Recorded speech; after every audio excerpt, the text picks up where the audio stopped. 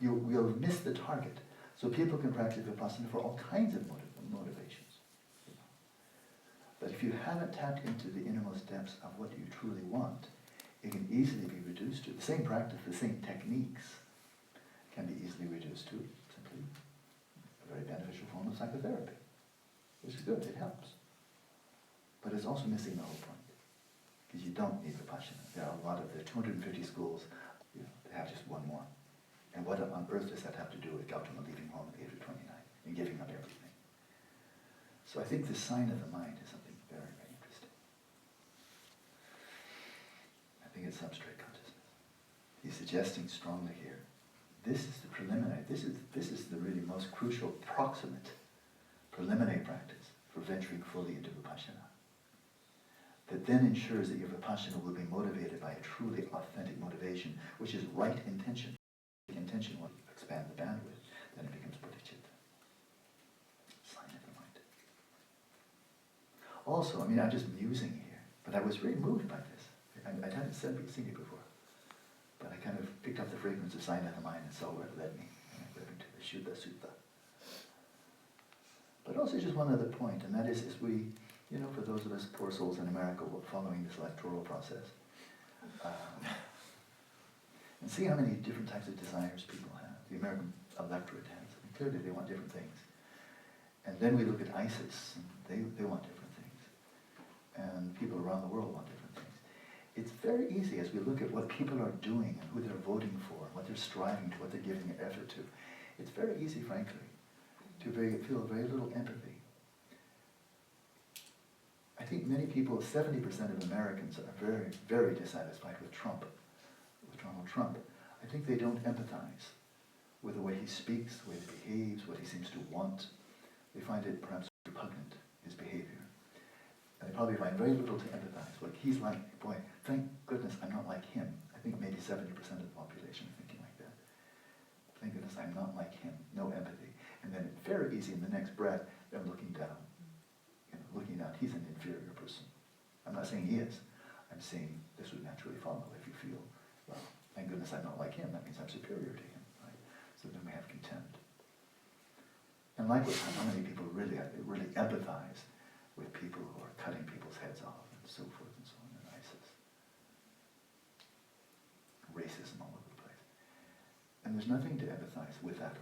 I don't want to empathize with racism or terrorism or egotism, being bombastic, megalomaniac, and so forth. I don't want to empathize with that.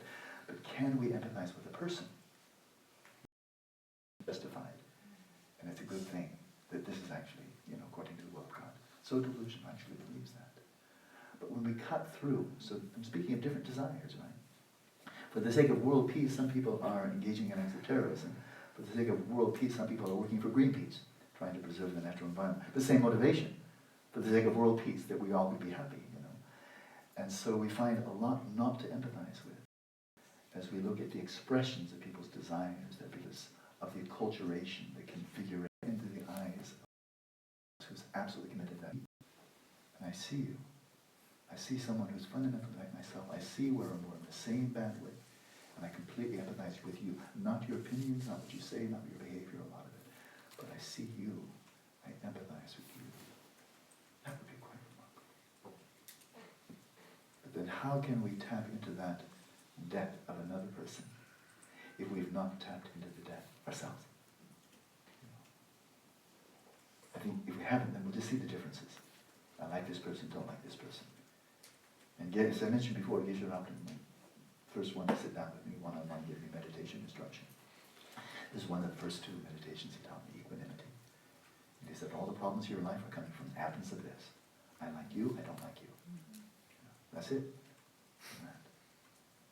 And I told you before, years later when I was a monk in Switzerland with him, and I mentioned, I like this person, he said, that's not for you. I like this person, I don't like this person, that's not for you. Really something, isn't it? So, to tap into the side of the mind means to come consciously, here's my interpretation.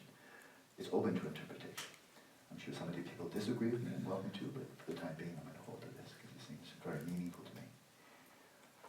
To to come to that state where you're resting in your own nucleus, your relative nucleus, your ground state within samsara, the substrate consciousness, explicitly experiencing its bliss, its luminosity, its non-conceptuality. And finding that bliss that is not hedonic, just as described there in the Charagata. Then how do we get there? What's the most direct route? Because there are many routes. Well, I would suggest within this context right now, there are two. There are two. And one is the one that Panchen discussed first, and Tzong refers to explicitly, and that is turn your awareness right in upon the sheer luminosity and sheer cognizance of your own awareness. Just follow right in upon your own awareness by way of its distinctive characteristics. Do not add anything to it. Keep it simple, and that's it. And following that fragrance of luminosity and cognizance, which you can experience today. That's not an attainment later on. Your mind is already luminous and clear. So there's no reason why you can't identify that. Then that's the fragrance. Just follow that. Keep it simple. Keep it real simple. Just withdraw from all appearances and invert your awareness right in upon the sheer clarity, the luminosity, the brightness of your awareness, that which illuminates, and the experience of knowing. And just rest there until you're home. That's one method. Very straightforward.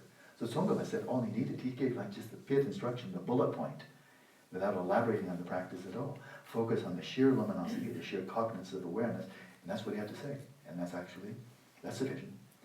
Right? Now the other one, of course, is we are attending as if from afar to the thoughts, images, various things that appear in the space of the mind. Where there's a directionality, we're attending to the space and whatever arises within it. We follow that practice you're pretty familiar with already. Over time, the plane of the mind becomes less and less populated until eventually it's just a sheer vacuity. All of your senses have imploded, your mind has gone silent, your mind has disappeared, you invert your awareness away from the substrate into the substrate consciousness. Welcome home. That was that. That's the second method. Now, a final point that occurred to me, because I'd like to give you a handle when I said I don't have a technique for the very legitimate question that's come up from a number of you. And that is when you're resting in this utter simplicity of awareness, how do you know whether you're just sitting there with a blank mind, which means you could be cultivating stupor, which leads to becoming stupid, as you well know. You could be doing that, or you could be practicing authentically, which will lead to the substrate consciousness, which will be this, the on-ramp to Vipashyana and the freeway to enlightenment. So that's a big difference. Tweak it one way, it goes to stupor and stupidity, and tweak it another way, it goes to awakening. So that's kind of an important distinction to be able to make. And it is subtle. So it occurred to me, I can give you a handle. I give you two handles. And that is when you're attending the space of the mind. Okay, you're doing settling. So when you're resting there doing intervals, and sometimes as you go more deeply into the practice, those intervals will get longer. Right? You just don't pick up anything. You are attending. How do you know whether you're actually ascertaining the space of the mind? Whether you're on target, ascertaining the target, the space of the mind and its content, how do you know whether you're doing that or just sitting there like a deer staring into the headlights, spacing out, cultivating once again stupor? Big difference, I can tell you. Ready? So you might want to remember it because I think this is actually useful. Here's how. How can you test yourself? And here's how. It's a test, like an exam at the end of a course. As you're attending there, and for the time being you're not seeing any events arising in the space of the mind. If an event arises, whatever it is, thought, image, whatever, something appearing to you. As soon as that event arises, if you're spot on, you're already there. We say, Johnny on the spot, in American English. You're already there, where it's coming up. Like the cat staring at the mouse hole. As soon as the mouse little whiskers come out, the cat sees it. Not later, okay? If that's the case, if you're so spot on, that as soon as the thought or an image comes, some appearance comes, you're right there already. You don't have to pull your attention back. Then you were there before it happened. You were cognizant, you were sustaining cognizance, and that's the indicator of it. When something did come out, you'll immediately cognize it. If you cognize it only seconds later, that means you're spacing out, you're dull, or you're wandering. Okay? So you have a criterion then. Now, but how about this one, where you're not attending the space of the mind, you're withdrawing from all appearances, you're just attending to the sheer luminosity, sheer cognizance of your own awareness. How do you know now whether you're spacing out, or spacing in, or whether you're sustaining full cognizance, and knowing the experience of knowing? And here's the handle. But I think if you pause for a moment, you'd figure it out yourself at this point. There you are resting and just being aware of being aware. Or maybe you're just spacing out, or spacing in, just sitting in the blank mind. How do you know? Here's a test. As soon as a subjective impulse comes up, a thought, a desire, an emotion, any subjective impulse comes up, if as soon as it comes up, you get it, like that fast, you're right there, then you are on the mark. Then you're on the mark. If you learn about it only, seconds later, oh, my mind was on it, oh, I see I want this, oh, I'm feeling this. Later, that means during that interval, you're not on target. And then you had to pull yourself back. Okay? So those are criteria. Oh yeah. So remember the Crook Sutta. That's a good one. Wallace.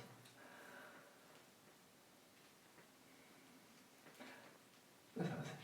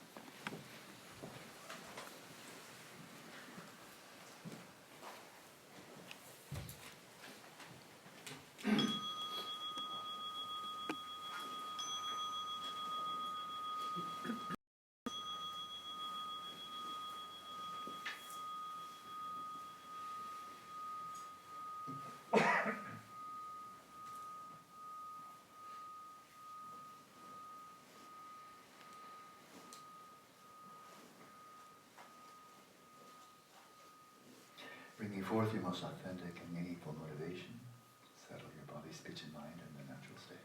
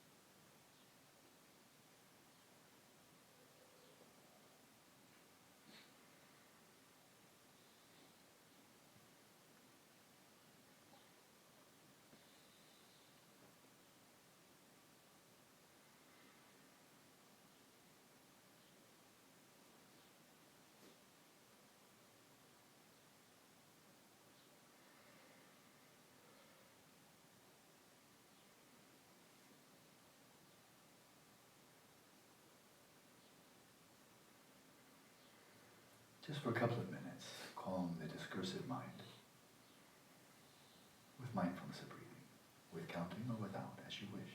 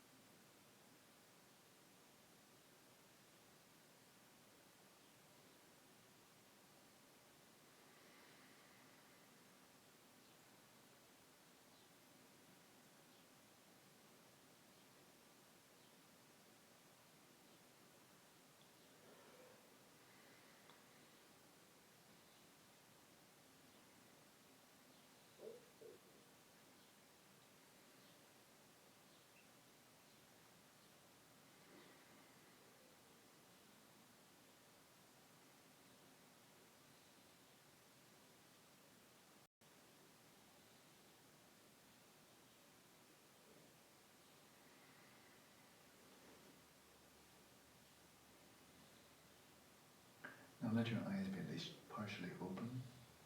Evenly rest your awareness in the space in front of you, but without focusing on any object, any shape or color, any visual object.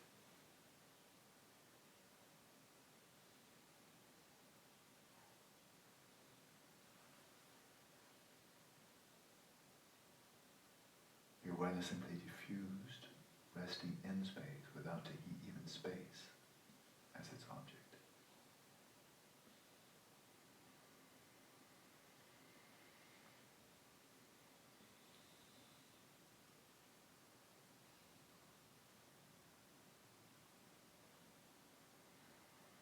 And now for a little while, just rest here. Your mind settled in its natural state, not yet put to work, not being directed inwards or outwards, not focusing on this or that, not doing anything, not meditating on anything, simply at rest, mindfully present in the present moment. Sustaining this flow of mindfulness without distraction, without grasping.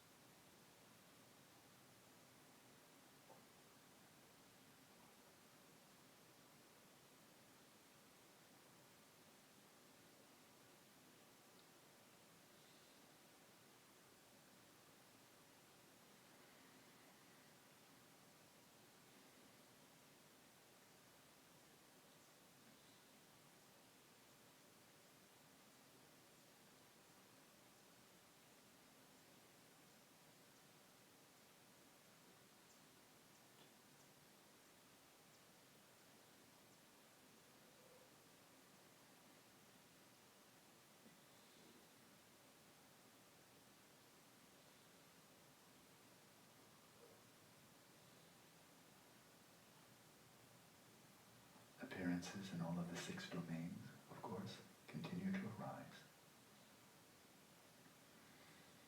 But don't voluntarily give your attention to any of these appearances. Do not let your attention be snagged and carried away by the appearances or by the emergence of subjective mental impulses. Let it be loose and free, free of grasping, and therefore still.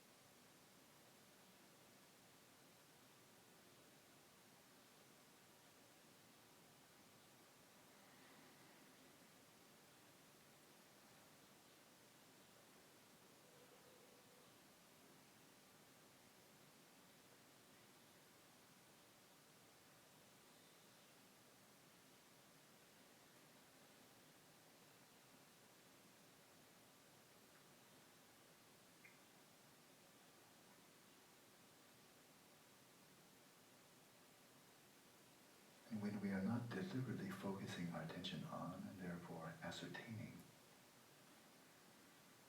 any appearances to the mind, or subjective impulses of the mind. When we're just resting in simplicity, simply resting in awareness,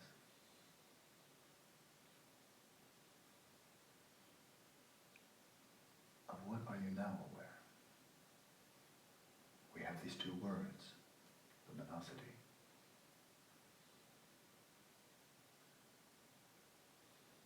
Having a sense of clarity, brightness, vividness,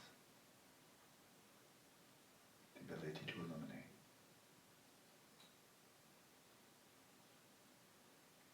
Can you see the referent? Can you identify the luminous aspect of the apprehending awareness?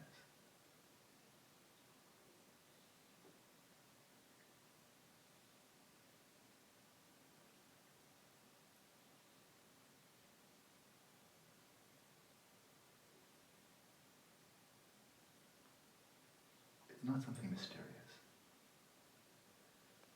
It's already evident, it's already there in plain sight. You're wide awake.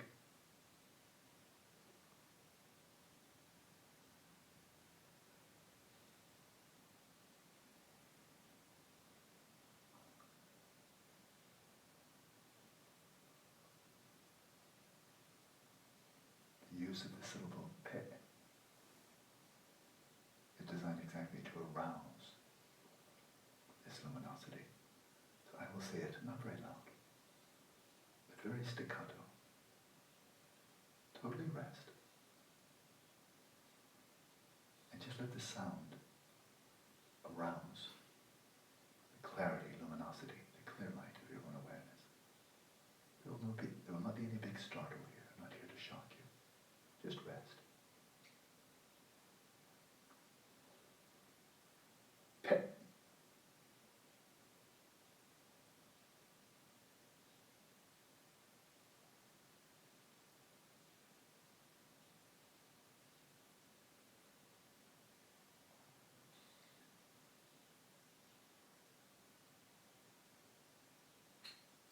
And in your own experience of being aware, if something is already happening, is also in plain sight.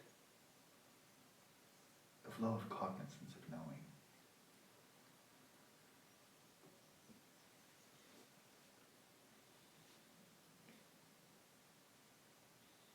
Can you identify this within your own mind stream?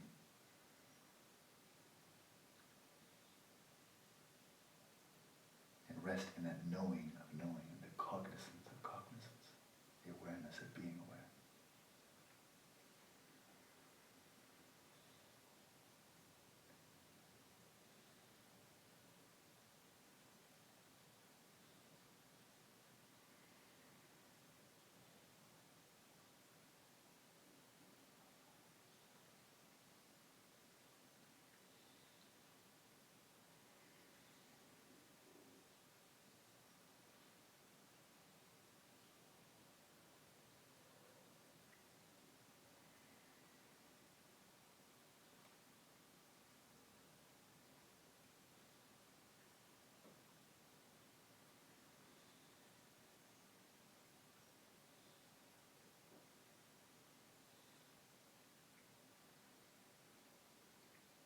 Following the instructions of Padmasambhava in natural liberation, that's introduced into this utter simplicity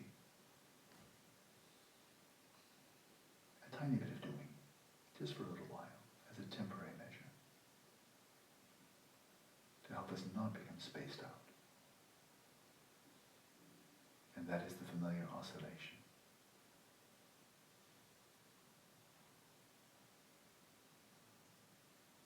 Arouse, invert, focus, concentrate your awareness. Withdrawing it from all appearances and inverting it right in upon the experience of being aware. The sheer luminosity and cognizance of your own awareness. Arouse.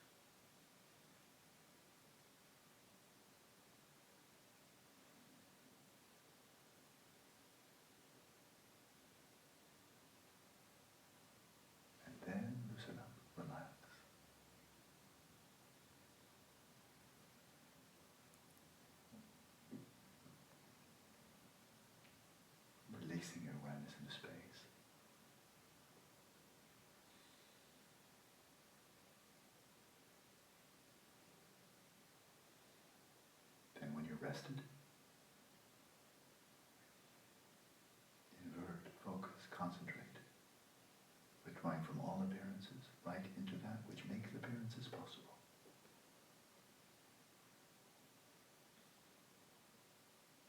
Quite intense, going into luminosity itself.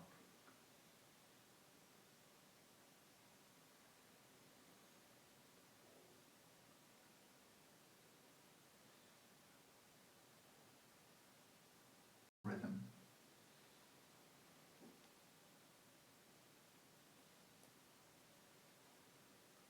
Arousing and releasing.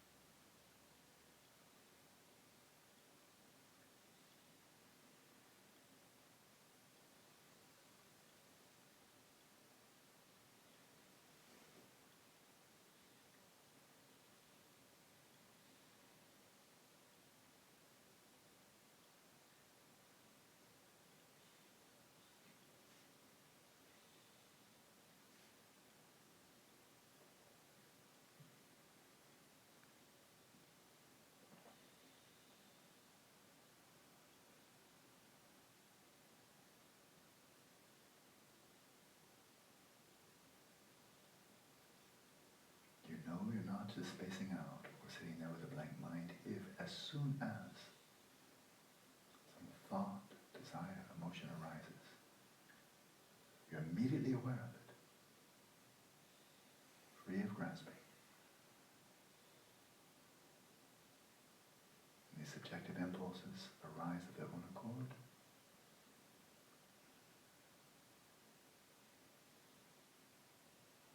And free of grasping, they dissolve of their own accord. They self-arise and self-release very quickly.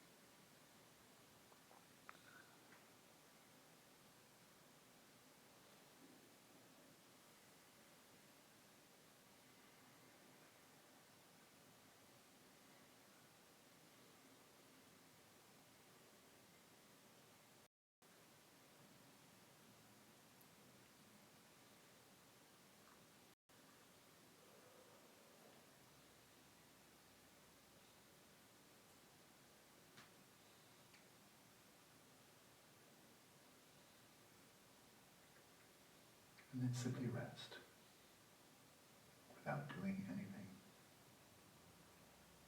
Rest in self-illuminating, self-knowing awareness. Utterly at ease.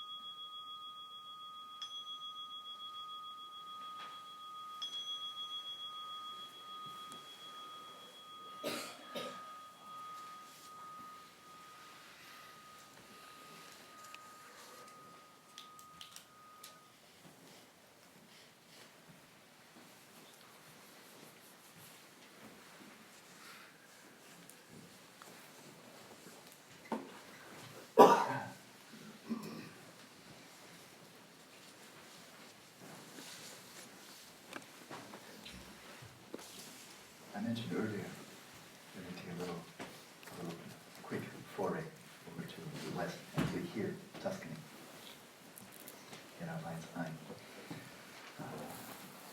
That Galileo, as a boy, his family, he was born in Pisa. Family lived in Pisa, but then when he was 8 years old, they moved up to Florence, and which is, not very far from here. And then, not long after that, then his father was a musician, wanted to get his son to have some education. And wasn't there in the 16th century, sent him was the Camaldoli. Did I pronounce it right? Camaldoli. Thank you. Camaldoli. Sounds much better when you say it. It's the Camaldoli Hermitage and Monastery. It was founded way back in the 11th century. So it was already like 500 years old by the time he was there. It's quite a famous and quite an extraordinary hermitage. It's still there, and it's still operative. And I've seen only photos. I tried to get there last year, and the person who's driving me lost our way and never got there. So I didn't get to see it. Camaldoli. And so he was there through until he was ready for college. And as I mentioned before, he wanted to stay to the desert prophets. They had a practice of awareness. They don't need a foreign import. It was already there. So just imagine, I'm just being playful here now. But imagine if young Galileo, who knows, maybe he was, I don't know what they taught him. The reports are that he really loved it there. He wanted to spend the rest of his life in a contemplative monastery, becoming a contemplative. Right? So who knows, he may have been taught. He could have tied. I mean, world history could have been different. As his father had just said, son, you want to remain contemplative, go for it, kid. And let him stay. And imagine if Galileo had stayed and ascertained the sign of his own mind. I would say one thing, from my perspective, one thing's basically certain. If you've achieved Shamatha, you've ascertained this bliss that comes from the nature of your own awareness itself, the last thing you'd be interested in would be rolling balls down a lamp. Or wondering whether Jupiter has moons. Why would anybody care about that? Why look out there? But his father wouldn't pay for it. The father told him to get a job, go to school, become a doctor. And doctor because it paid more than being a mathematician. You had to pay for dowries. You had to pay for get his daughters married. A big deal back then. But so Galileo turned his attention outwards, and of course he did not invent, but he made his own telescope based on models from Holland, which means that before he directed his telescope and started doing his amazing discoveries, he knew a telescope inside and out. There was probably no aspect of a telescope he didn't understand. He made it himself. He polished the lenses. He mounted them. He went from an 8-power to 20-power to 30-power telescope in his lifespan. So he clearly knew telescopes of that level of sophistication at his time. So he knew exactly what he's looking through, which it makes really good sense. He would have been a real dumbbell if somebody had just given him one and said, look through this, you'll find a lot of cool things. And he didn't examine what he's looking through to know whether it's a telescope or a kaleidoscope. You'll see very different things. So he had good reason to believe that the observations he would make through his telescope would be ones that would actually tell him about the phenomena he was observing. But as far as we know from the records of Galileo's life, while he understood the telescope very well, there's no clear indication he understood the sign in his own mind. So the rest is history. We have now 400 years of this tremendous growth of knowledge of the outside world, and tremendous growth of hedonic well-being, a lot of medicine. It's tremendously helpful. I wouldn't be alive for it. Without Western medicine, I would have died when I was a kid. But that 400 years given us almost nothing for eudaimonia, and has left us almost entirely in dark about the nature of mind. And there are major scientists, and I could quote them, but I won't, that say, do not count, do not rely upon your first-person experience. Do not rely on introspection. Do not rely upon your own perception. This is misleading. You're hallucinating. Everything you experience is illusion. Do not rely on your own first-person experience. It's totally unreliable. And what they're saying is, rely only on us. the scientist. Because we're objective, and if you're not a scientist, you're subjective. Very sad. But we don't have to fall there. We don't have to choose. So by the way, this Kamaluri monastery is just 35 kilometers southeast of Florence. So it's kind of, if you had a really big arm, it's just a stone's throw away from here. But this is where it happened. This is where it happened in this incredible environment. So that's everything to be recorded. And then